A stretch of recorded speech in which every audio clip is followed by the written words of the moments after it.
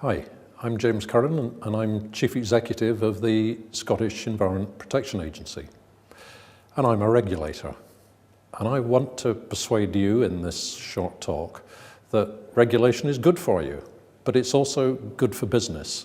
But I want to persuade you that there are new and better ways of delivering regulation and ways that actually involve every single one of us and make us healthier and happier.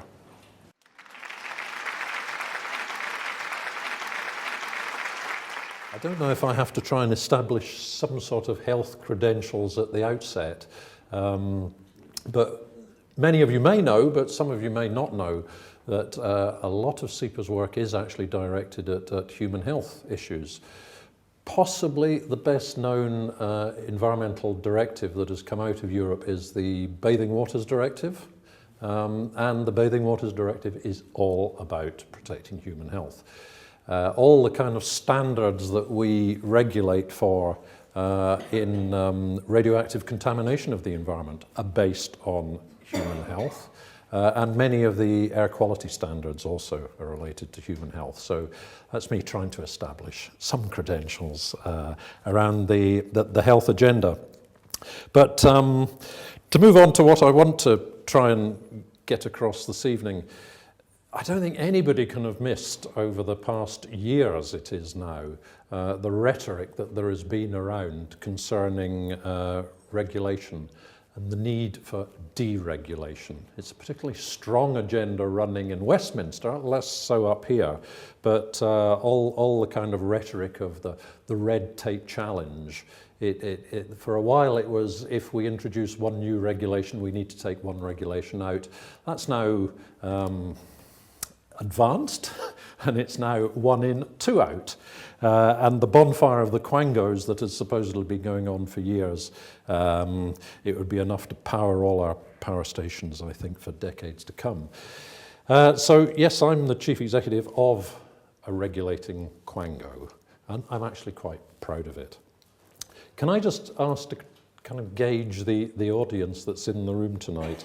If I pose you a question, do you think regulation is an obstacle to economic growth? Do you think regulation is an obstacle to economic growth? Those who think it is, could you put your hands up? See, I'm going to be preaching to the converted all evening. I was hoping I might have a bit more of a challenge. Probably I'm only going to confirm you in your beliefs then. Because it's actually 20 years ago that was formulated the Porter hypothesis. And that Porter hypothesis says that actually good regulation is a stimulus to business. So it's mainly around that kind of topic area that I want to speak this evening. In an ideal world, you really might not have any regulation. You might not need traffic lights, but it's pretty risky actually that you'll get some multi-vehicular pile-up unless people really do understand the highway code, and even more importantly, unless people take a bit of care of each other. So, the Porter hypothesis, as I said, states that good regulation will actually stimulate economic growth. And why would that be? Well, it doesn't take you long to think that regulation applies to a whole industrial sector. Therefore, it removes the kind of risk of one business within that industrial sector being the first to invest in some sort of technology, because they're probably all going to have to do it. And if they all do it, then you're actually going to develop better efficiency, better investment, you're going to get innovation, you're going to get creativity around the business, and potentially also improve the reputation of that industrial sector, therefore improve sales, and so on and so forth. I mean, there is a logic in there, and actually, just a few weeks back, there was a new report came out of Europe trying to assess whether the Porter hypothesis after 20 years is true or not. And the conclusions are, looking right across Europe, looking across North America as well, is that, yeah, pretty much the Porter hypothesis is right. There's a bit of time lag. Obviously, if an industrial sector is having to invest quite heavily in some sort of new technology or some sort of new business processes in order to attain the requirements of a new piece of regulation, you need to look some years later to get the payback, and that payback is apparent. So, Porter hypothesis, I think we can put a tick against. Yes, it works. I think there's a lot more we could do in that respect. There were figures came out, again, pretty recently, looking at the productivity of UK business, and I assume Scottish business is probably about the same, relative to French, German, US businesses and so on. And we're lagging now, having done fairly well a decade or so ago, we're now lagging by about 20% in terms of productivity. If we want to be industrial or commercially competitive, we've got to close that gap. One surefire way of closing that gap, one mechanism for closing that gap that is so well understood and so well known, is to get business thinking about resource and energy efficiency. Getting waste and wastage out of business.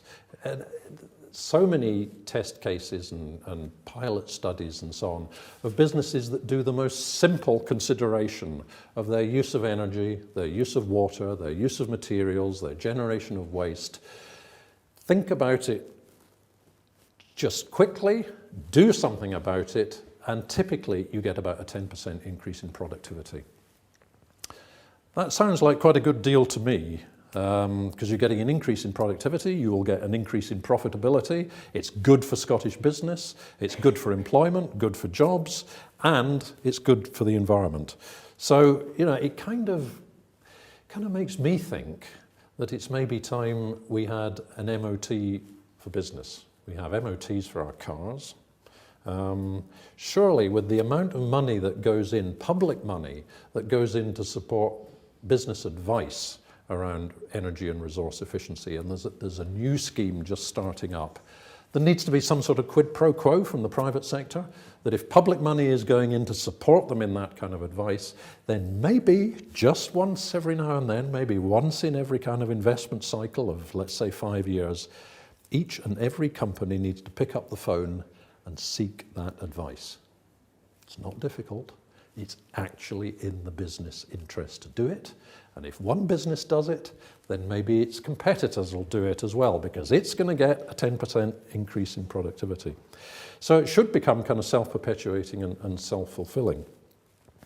I suppose one of the problems is that the public finance that provides that advisory service on energy and resource efficiency and so on can never go into the level of detail to give the precise technical advice and support that a little cafe needs in order to improve its cooling and chilling cabinets and so on. So I think there's also a big business opportunity at the back end, once you get the referrals coming through the system, at the back end for the private sector suppliers of those technologies actually to join together and provide some sort of quality assured advice and support to the businesses that want to buy their technology.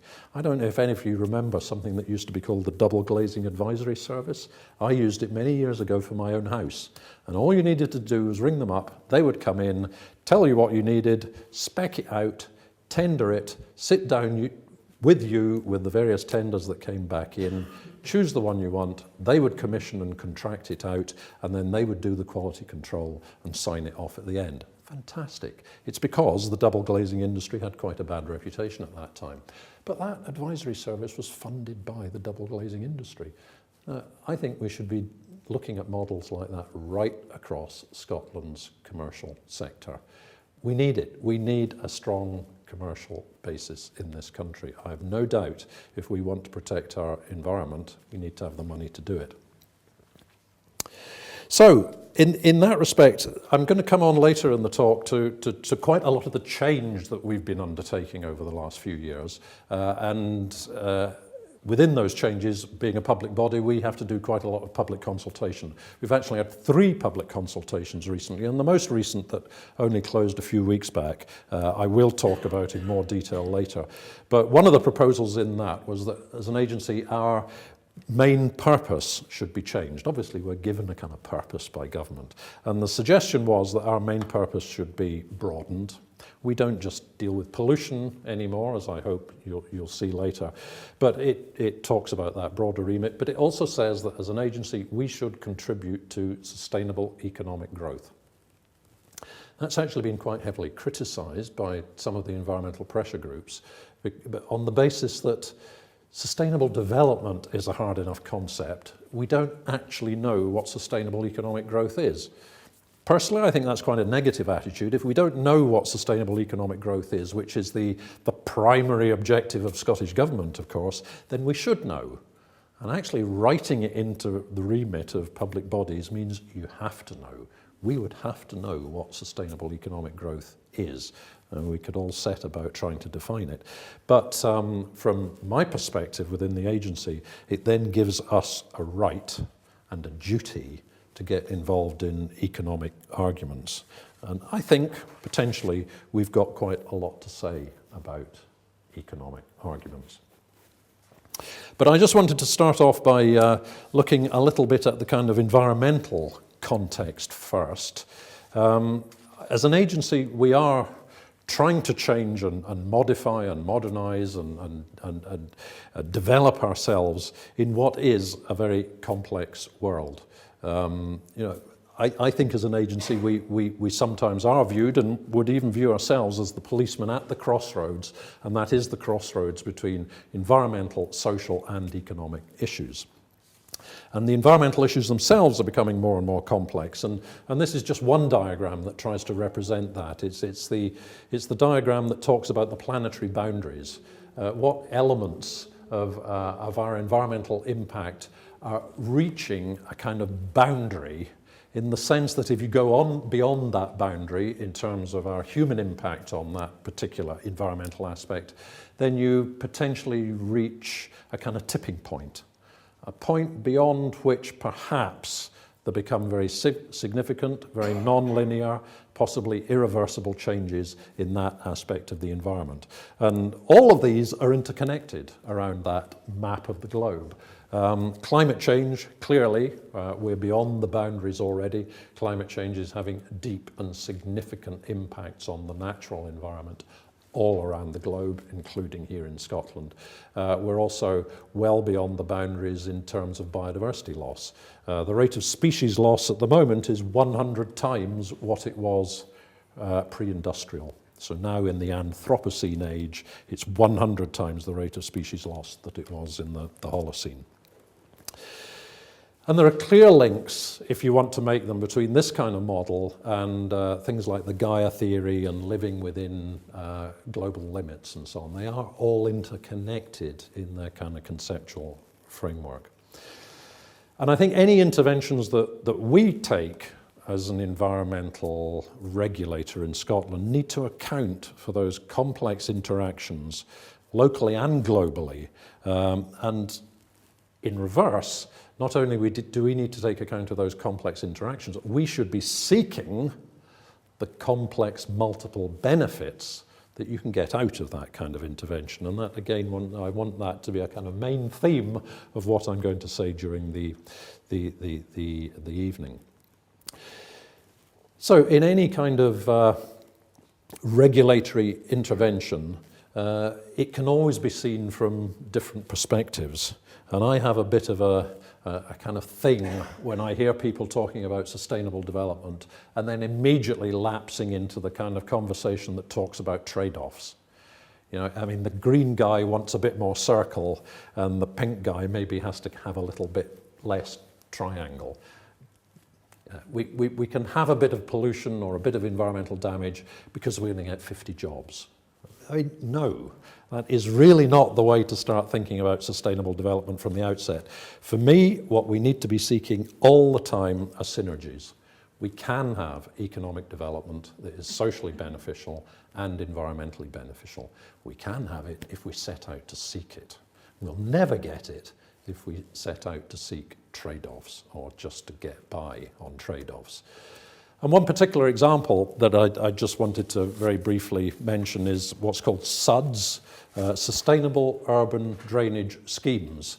You see them quite widely now, but some years ago this was a completely new concept and it was actually mainstreamed here in Scotland and dare I say it, actually by SEPA pressurising for it over many years.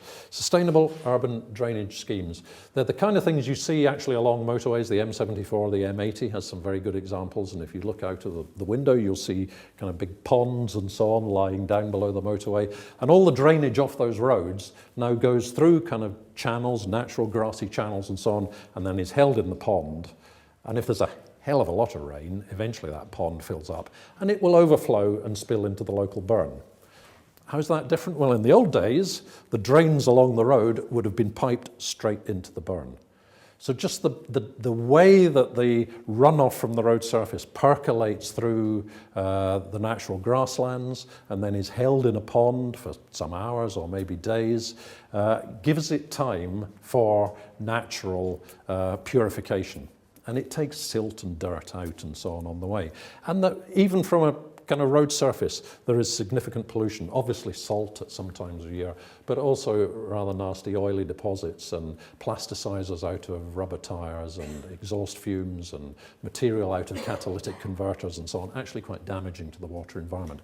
Put it through that purification system and you get water quality management. It's one of the positive benefits out of SUDs, but there are many others. That slowing down and retention of water so that it doesn't run straight off a hard surface and into a river is flood risk management. So you're reducing flood risk further downstream.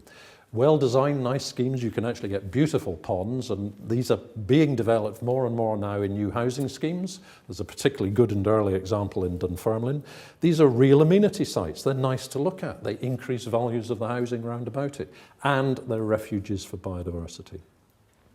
So, lots and lots of multiple benefits from one particular development, and that all the time is what we should be seeking. And there's a particularly good example here in Glasgow at the moment, the Metropolitan Strategic Drainage Partnership, developing the East End of Glasgow, actually involving a lot of development of SUDs, but managing the whole water system around that area to reduce flood risk, to reduce that stress and health impact on local populations, to create a new environment that is attractive to inward investment in that part of the city, which certainly needs it.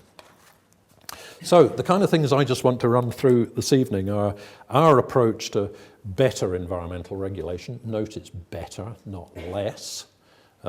It's environmental regulation with less resources, and over the last 3 years as an agency, we've taken about 25% out of our operating budget. And there's a lot of pressure on the public sector, as many of you in the audience all know, and we certainly hear a lot about it. But we did it to ourselves. We did it voluntarily ahead of the pressure that came on public sector budgets. We knew we needed to change. We wanted to change, but we knew there were financial restrictions coming. So we've done both at the same time, and I like to think we are now doing better with less. But it's better environmental regulation, not less. I want to talk about a new funding model. I want to talk about ecosystem services, and kind of close towards the end with how people should and could, and I believe must, get involved. As I said, we've had 3 public consultations, so a lot of this has been out in the public realm for some time, and we've been discussing it with many people, like environmental NGOs, like the businesses we regulate, partners in local authorities and so on, and many of you may have participated in this room, I guess. One of the basic things we want to do is as any business should do, is kind of segment our market. I'm quite happy talking about us having customers. As was mentioned earlier, we used to run end trading, and part of the business there was a licensed premises, and retail sector lives and dies by providing what the customer wants. But as a licensee, as I was, a Glasgow City licensee, occasionally I used to have to throw customers out. So they're still customers, but you regulate them. So I don't get particularly hung up on that kind of terminology. But anyway, segment your market. And the way we look at it is that at one end of the spectrum, there are champions of the environment amongst the businesses that we regulate, and there genuinely are. There really are some businesses that go well beyond compliance. If I was asked for an example, it would be the Scotch whisky industry. which has done a complete turnaround and is now a genuine champion of the environment. And interestingly, of course, markets itself globally on Scotland's environment. Scotland's kind of iconic, clean, pristine environment reflected in their product and marketed in that way. And there are some other businesses kind of moving in that direction as well, but they want and demonstrate that they go well beyond the kind of compliance that we require. Next, there would be those who are compliant. That's fine, but we'd like them to do even more. There's the confused. Clearly, just need a bit of help, helping hand, guidance, assistance, advice, and so on. There's the careless. Well, we need to get a little bit tougher with them. There's the chancer. Yes, we'll certainly be in there giving them warnings. And then there's the criminal end. And yes, there are seriously criminal elements undertaking serious environmental crimes here in Scotland. And the classic at the moment is the waste industry. And very recently we had a prosecution went through court and there was a £200,000 fine. And it may well be there will be prison sentences in the not too distant future. Part of the waste industry has been infiltrated by serious organised crime, and these guys are serious. They don't just trade illegally in waste, they trade in people, they trade in drugs, they trade in arms. And we work very, very closely with the police, with HMRC, with Vehicle Licensing Authority and so on to try and track them down, because they are a serious risk to the population and to population health. So that's part of it. And we, on that kind of basis of the segmentation of the market, want to then tailor and customize our interventions in appropriate ways, as any business would do.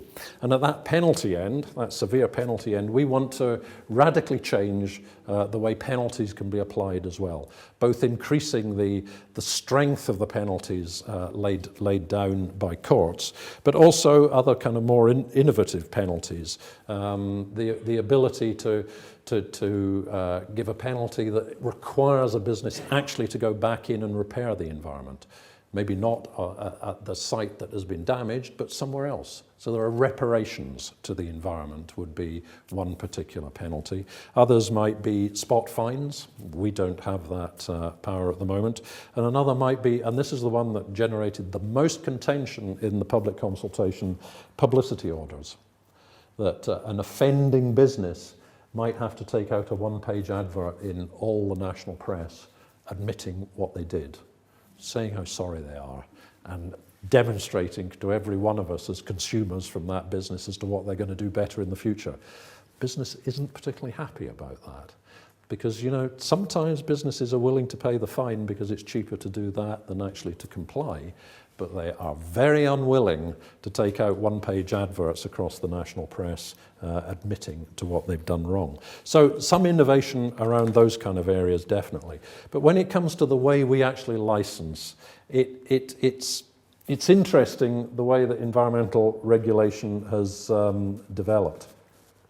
And I was originally going to say that there's been 50 years of accumulating environmental regulation in Scotland, and then I thought, no, it's actually much longer than that. I mean, you can go way back in history, and James V or something said something environmental.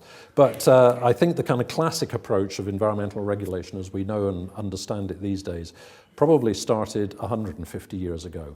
And we're moving shortly, as part of our change program in the agency, into a new building just to the east of Glasgow. We're naming it the Angus Smith Building. Does anybody know who Angus Smith was?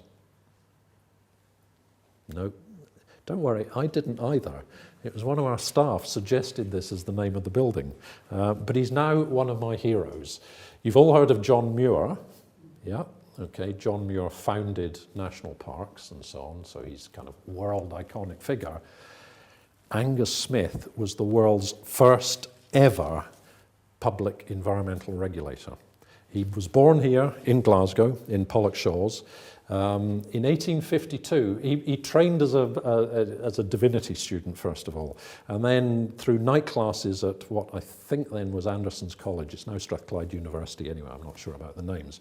Just through night classes there, he developed an interest in chemistry. And he went on and became a chemist. And in 1852, he was the person who actually identified and named acid rain. And then in the mid-1860s, he was appointed by Queen Victoria as the first Chief Inspector of the Alkali Inspectorate, the world's first environmental regulator. And then shortly afterwards, he was also appointed as the world's first river inspector. So, you know, another local hero.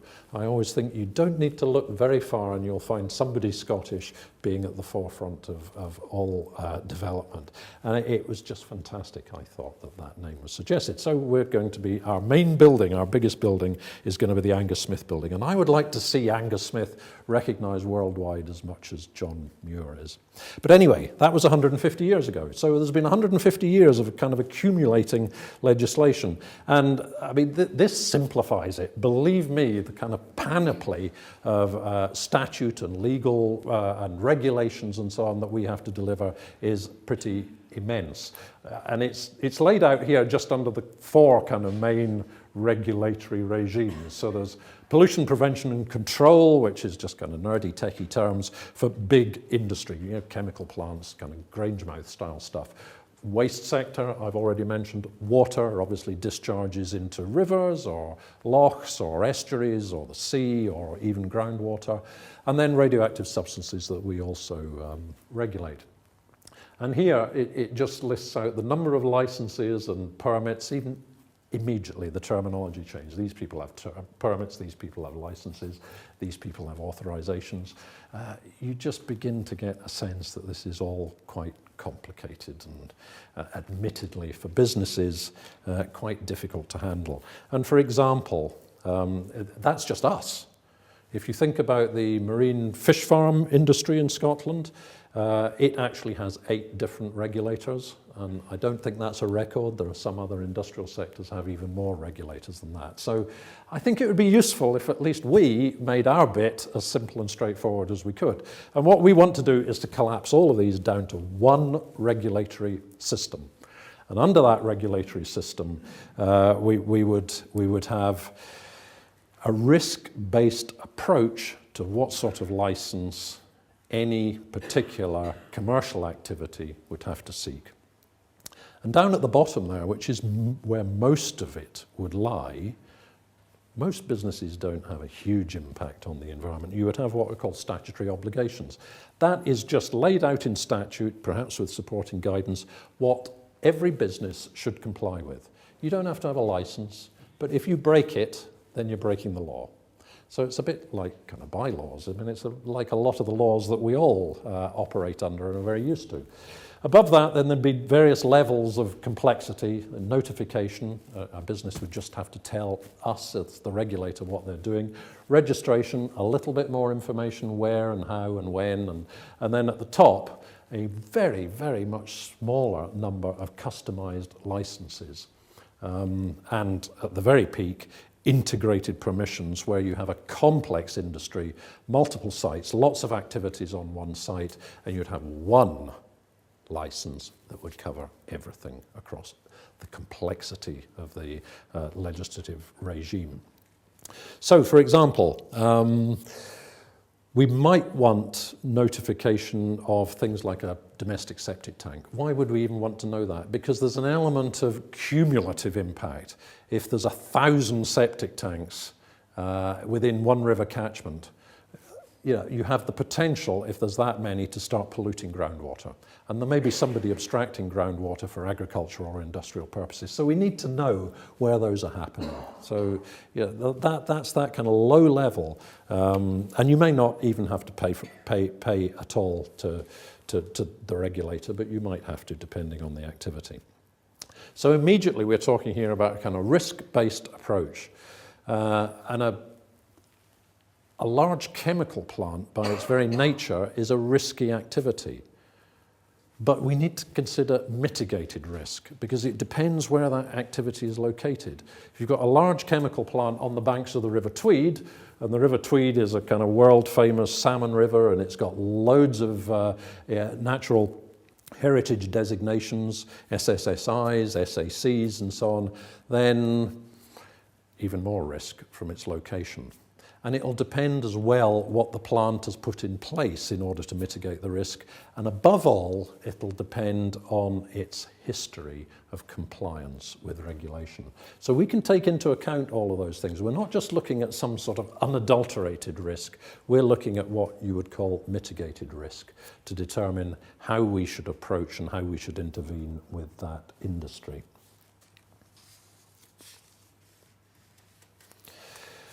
Okay, all of that takes legislative change, and so we're hoping that next month there'll be a new bill going through the Scottish Parliament that is going to give us the new statutory foundation by which we can begin to operate under that new legal framework, allowing us to base our regulation on those that we have to regulate in a much more simple and straightforward and transparent and obvious way, allowing us to regulate where there is genuine risk, allowing us to be much less process-based, much more flexible and responsive to genuine environmental risk and environmental damage. That's really what it's all about, and we will develop a kind of scheme of permits covering major infrastructure projects, permits carrying out activities at multiple sites, and permits covering different activities at one site. So the whole thing should become much more straightforward for the operator as well as for us. Now, on the back of that, we're also funded in quite an unusual way compared to all European environmental regulators, in that our funding comes 50% from government, just as grant in aid, but 50% from licenses that businesses have to pay for. They pay to apply for a license because we have to process the application, but they pay every year thereafter to keep the license going. So that's 50% of our funding comes from that licensing, those licensing regimes. We have 14 different licensing regimes accumulated over the years on the backs of new bits of environmental legislation coming through all the time. 14 different schemes, each with their own administrative procedures and so on. Again, we want to strip all of that out and have one funding model, one charging scheme that businesses will have to pay through. So there were two options we presented. This is taken straight out of the public consultation that was just closed a few weeks ago. We've got two options. The one on the left there, option one, which is still retaining that mix, which we felt was actually a good idea, although it is unique in Europe, of about 50% coming from grant in aid, 50% from flexible risk-based charging. So if you're a high-risk business, you will pay more than a low-risk business. That's absolutely fine. But actually, we preferred option two, and that includes what we're calling their use of environment resources charge. I'll come back to that later, but just remember that's in there. In effect, we're proposing that that is a standing charge, which initially might just be 10% of the total collected through these charging schemes. So it's not a big part of our budget. But the intention there is that at the moment, I was saying earlier that we are working hard and targeting the illegal end of the waste business sector. By definition, nobody pays us to do that. They're illegal. They're not coming to us for a license to do it. We're not meant to use government money, grant in aid, because that is a regulatory function. You know, the grant in aid is for other purposes. So in effect, we're having to kind of cross-subsidize that we chase down these criminals using money that isn't really for that purpose. So this kind of standing charge, the purpose of that is it's a bit of funding for us as an agency that allows us to be flexible, to turn the searchlight on a bit of our commercial businesses potentially in Scotland that is behaving illegally. There's actually a lot of support for that because the legitimate waste businesses, for example, want these guys closed down because they're undercutting the legitimate businesses by about 60 or 70%. So they take a lot of business away and then they damage the environment. So the legitimate businesses are very keen that we have that flexibility. I mean, typically, the schemes that we operate under, if a business is paying us £5,000 a year to have a license to discharge into a river or something, they have a right, and it's written into the kind of regulations, to see precisely that we've done £5,000 of work on their licence. Now, if they're complying, if they're a really good business that care about the environment, why would we want to waste £5,000 a year looking at their discharge when we know it's fine? It's stupid. It is basically stupid. But that's how it is at the moment. And all the time we need to be able to demonstrate that kind of one-to-one accountability under the current charging schemes. We want to get away from that. We want much, much more flexibility built in. So as I say, we've been through these kind of consultations recently, and here's just one plot of some of the answers we got. This was 65% of consultees support that move to a more risk-based approach to charging. And that's just one. I mean, we've got dozens and dozens of these kind of pie charts. And across all of the questions that we asked, we have had reasonably good support across all the kind of stakeholders, except, as I said, on some of the penalties that we were suggesting. That's the most contentious part. So why are we wanting to do all of this kind of deep change to the way we regulate? I mean, regulation, it's argued, is just basically overbearing, and you might ask, what has regulation ever done for us? I want to turn to the concept of ecosystem services now. Ecosystem services are an expression of what the environment does for us.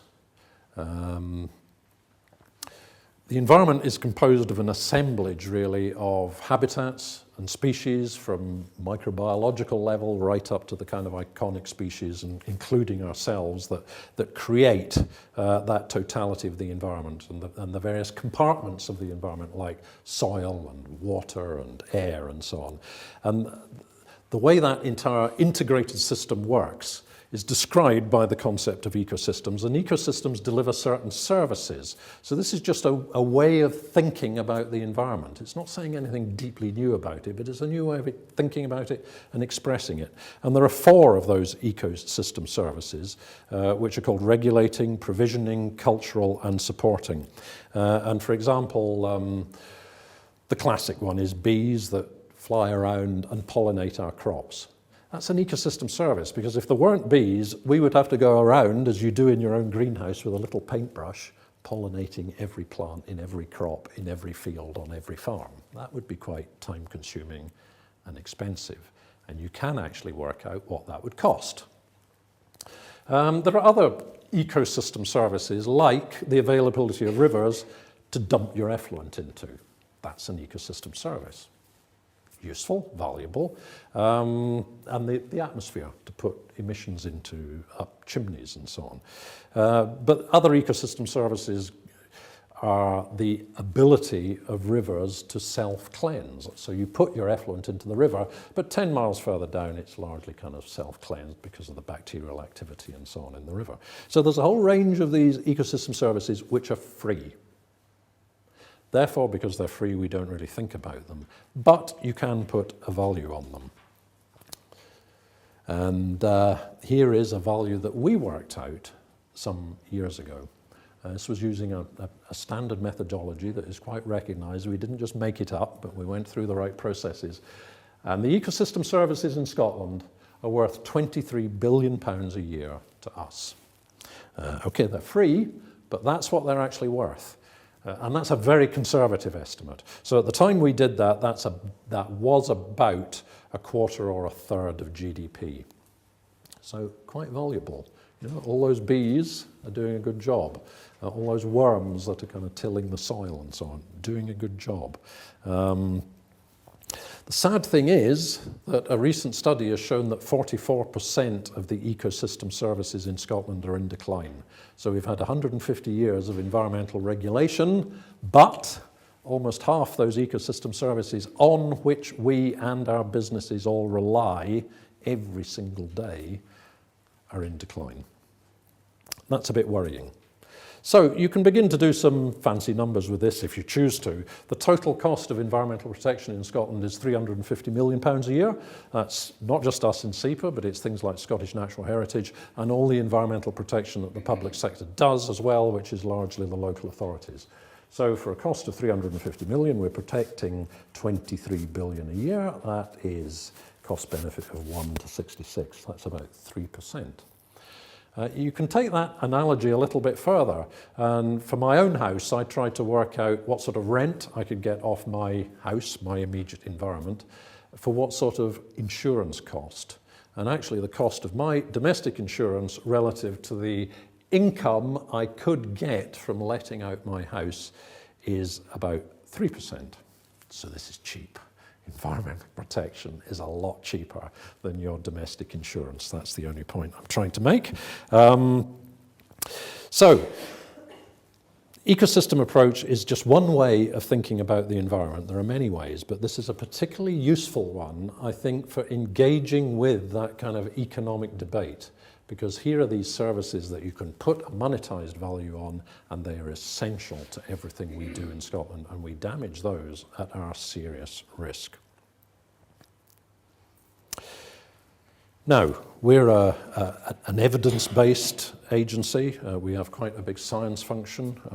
In our kind of management statements given to us by government, we need to base all of our decisions on sound science.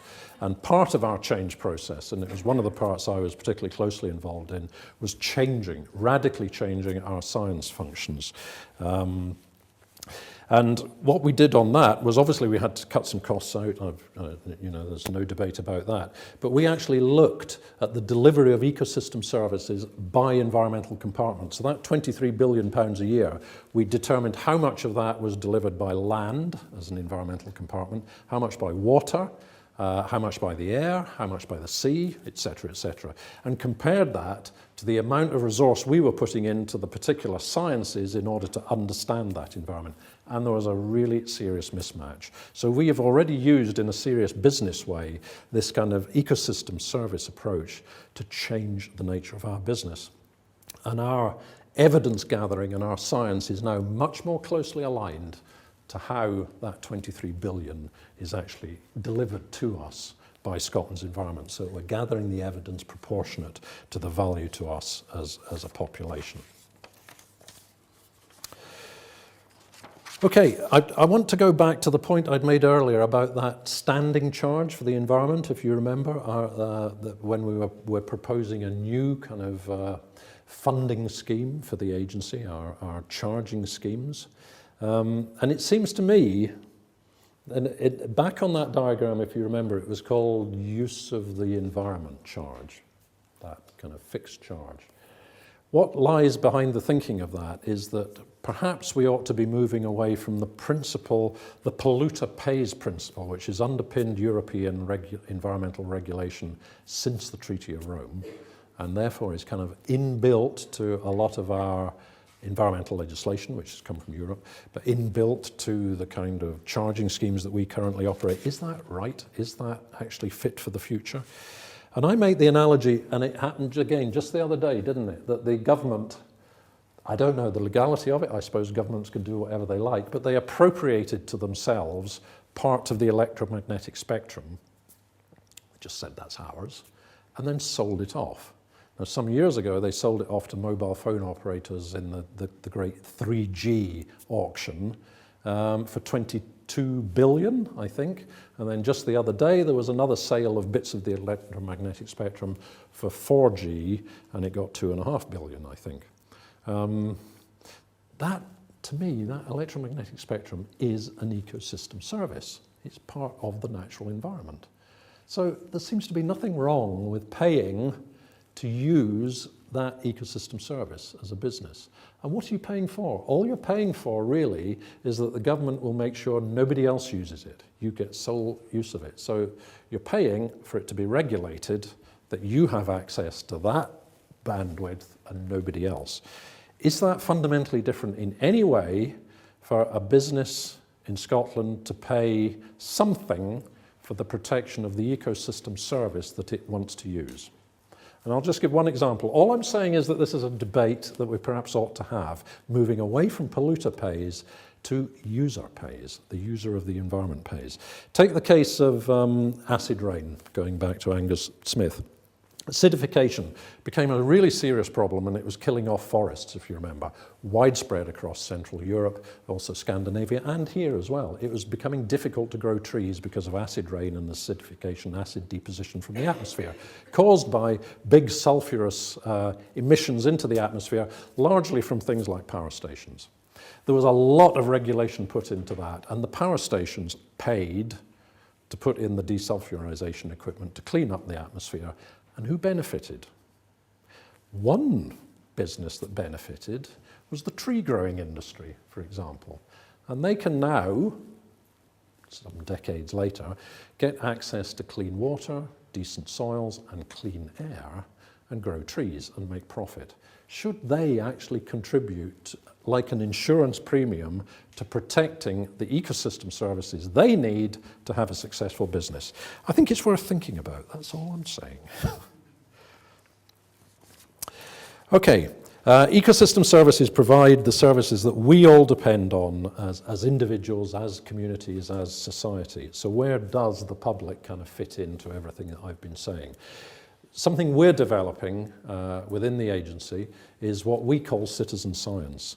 And it came out of the original vision we had to change our scientific services within the agency. We could see that 20 or 30 years from now, what would be really nice is if people in Scotland understood the environment. They understood, if you like, the science of the environment.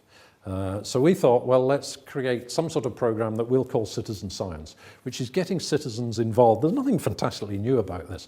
Getting citizens actively involved in observing the environment. RSPB does the big garden survey or something. I think there was one just recently. So it's nothing new. But when people are out in the environment, and that's the urban environment, not just the kind of rural environment, there's a great enthusiasm for them to observe what's going on, and a particular kind of added advantage if their observations can be piped straight through to the environmental regulator to do something about. So we've developed quite a few kind of pilot schemes here, and the one that's really worked the best is the Riverfly project, and I will talk a little bit more about that.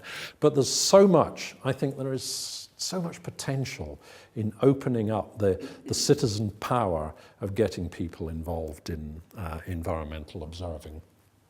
And we're doing it through a website, but it's more than a website, Scotland's Environment Web. We're doing it with other government agencies. We're doing it through partnerships and projects, some international, some local, and we have our own projects running as well. The one that has really taken off the best is what we call Riverfly, and we kind of front it through NGOs. They're better at dealing with the public than we are. And this is to get anglers, the most popular participation sport in the UK, to get anglers to do really basic invertebrate sampling and analysis in their own rivers. So we provide a little bit of basic equipment, which is really just a net. All you really need is rubber boots and a net. You go into a gravelly bit of the riverbed, disturb it with your welly boots with a little net downstream, and the invertebrates come up out of the gravel and you catch them in the net. And you look at what you catch in that net. This is a really stripped down version of what our own professional ecologists do. But that stripped down version, you can then look at those in a bucket or a dish, and by observing what species are there, and it's only 8 species you need to be able to identify, you can tell whether that river is polluted or not. It's a kind of warning light, you know? And if there's something there, and those data can be fired straight through to us. So we can have thousands of anglers all the time taking samples across rivers anywhere and at any time that we could never afford to do, even before we downsized. And if it flags up, something's going wrong there, you know, the species don't look right. The quid pro quo, the commitment we need to make is that if it flags up a kind of warning, then we'll send our professional ecologists out and respond immediately. And much better than we could have in the past. If they pick up genuine pollution, they can go upriver and find out who's discharging and polluting the river. So, you know, really, more with less. Costs us less to do it. we get a better result. But the great thing for me is the kind of social amplification that you get out of that. That's an example of anglers. They're committed to their own rivers. They love their own rivers. They want to see them healthy. It's what they do. They want to, fish in a healthy river with a healthy fish stock. So they are totally committed to it. But it's more than that, I think. If we can get volunteer observers to begin to, through that process, understand the environment and the complexity and the beauty of the environment, then they begin to appreciate the environment. If you appreciate it, you want to safeguard it, and you start taking personal responsibility for the environment. And that surely is the objective that we all want. And it's well understood, there's been lots of studies, that environmental volunteering produces really good community networks. It's one way of getting much better cohesion and community spirit within a locality. And out of that, again, there's lots of evidence that creates and generates entrepreneurism. It creates local community pride and attracts inward investment. All sorts of multiple benefits start flowing out through that social amplification of just getting people out and observing the environment. And one I would really like to get underway is people observing their local air quality. That is the one pollution that is still killing people. 3,000 premature deaths a year in Scotland because of air pollution, very largely in urban areas, very largely in deprived communities in urban areas. People don't know it. They don't understand it. They don't appreciate it. So there's no political will to do that much about it.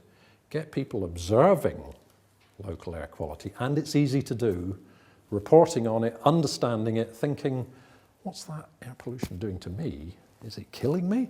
Then going to councils and saying, do something about it. And doing something about poor air quality in urban areas is all about sustainable public transport. So again, you get all sorts of multiple benefits, and we start creating the cities that maybe we want to live in rather than the cities we're given. So, I'm beginning to make links there to elements of public health. There's lots of links in there, and I can't possibly cover them all because I think I need to start winding up. Yeah, okay.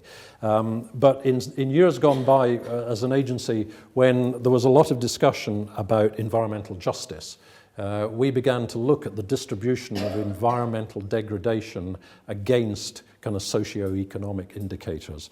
And there is, in some aspects, there's a relationship, and the more deprived environments are found in socially and economically deprived communities. Just occasionally it's the reverse. Like when it comes to air pollution, you get these kind of yuppie gentrified city centres these days actually have the worst air pollution, but they have the greatest income and resources and all of that kind of thing. But for most things, like waste disposal, poor water quality in rivers, proneness to flooding, these are all associated with the more deprived communities. So there is genuinely within Scotland an argument about environmental justice. But I think there is really a much wider connection between our kind of environmental regulation and public health. And just one example here is in flooding. We're now under new legislation, we are the coordinating body, if you like, for the plan-led approach to flood risk management in Scotland. So there's a lot of work going into trying to improve our readiness and preparedness and mitigation against flooding, which we know is only going to get worse under climate change. And this is the south side of Glasgow, next to the White Cart. Millions have been spent over the years to improve the water quality of the White Cart, which used to be a virtually sterile, dead river. Some years ago, salmon started spawning and migrating through the White Cart. So much has been done to turn this river into a city centre amenity, but it floods. And it would be a real pity, I think, to put 5-metre concrete walls all along that river and totally separate it from the community that can get the recreational benefit from it, one of those ecosystem services we were talking about earlier. So there's a lot of work actually to try and reduce flood risk going further further up in the catchment in terms of storage schemes, sustainable urban drainage, those kind of approaches, natural flood management across the entire catchment. And that then provides biodiversity elsewhere in the catchment, it provides protection down in the urban areas, it provides amenity and maintains a healthy, vibrant, living environmental resource for all that surround it. Again, multiple benefits. And there are many others. We've been doing work with the Clyde Valley Green Network, the Clyde Valley Pilot Study, where in our interventions to drive better water quality through the Water Framework Directive in rivers, we'll work with partners so that as perhaps we reduce flood risk, but at the same time we can improve access so that people can get to riverbanks. We can improve planting along the riverbanks to make it more natural, and that encourages wildlife in the river and on the riverbanks. You can get volunteers involved in that kind of activity and genuinely start improving access, recreation, and generating health benefits for everybody who's involved in actually complying with the requirements of the Water Framework Directive. So that is what we are all about these days as an agency. It genuinely is where we see we can make a direct contribution to sustainable development, to sustainable economic growth, but wider. Harry Burns is one of my heroes, and I've just got to close a little quote from him. So Harry Burns has said that the social and physical environment must be comprehensible, manageable and meaningful, otherwise the individual would experience chronic stress. And we know what chronic stress leads to. I agree with every word of that. And I think if we can reach that kind of ideal situation, then maybe we can switch all the traffic lights to green. Thank you very much.